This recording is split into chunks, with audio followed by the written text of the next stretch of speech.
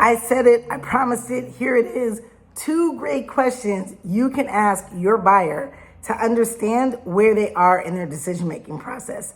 The first question is, what has surprised you about your research on the problem or the solutions that are available to solve the problem in your process of evaluation?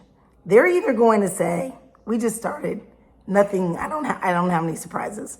They're going to say, we're in the middle of it. Oh my gosh, I did not realize there was so much going on here, and we don't have a real true sense of which direction we're going in.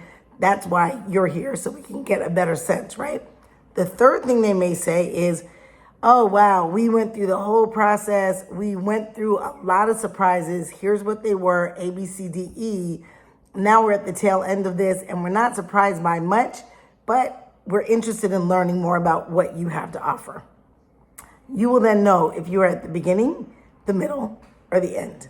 And you can then proceed accordingly, because if you're at the beginning, you could likely be in education stage, right? You could be in a space where they just want to understand the landscape and the impact and the results that can come from them making the investment. If you're in the middle, you likely need to understand what else is happening and get above the static or above the noise. And if you're at the end, you likely need to be very concise about the impact that you bring while learning about what else they've learned about, because it could be that you have to offer a pattern disruption. It also could be that, nope, they've done a really great job. Or it could be that they simply have you in there just to get a final, like, okay, we got to, interview one more person. At the end of the day, you really want to know where you are in the sales cycle. I said I was going to give you a second question, and at this moment, I cannot think of what it is. So, sorry, I'll do another one. It'll be short, and I'll make sure that I label it the second question so that you can gain that competitive edge. I'm Cheryl Parks. I'm the sales growth coach. You can find me around these internet streets.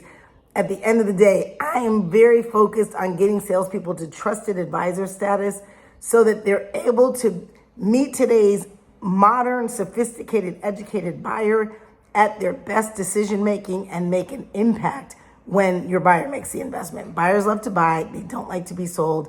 If you are new getting into sales, I will tell you, great thing to get your sales process down and understand the offering, but really start pulling in, how do you help and support people trusting you? Because at the end of the day, that's quite necessary. 88% of corporate buyers say they buy from people that they perceive to be trusted advisors. So why are we not learning how to be trustworthy and to be trusted? Okay? All right, I'll see you again soon for the second question, and I will label it as such.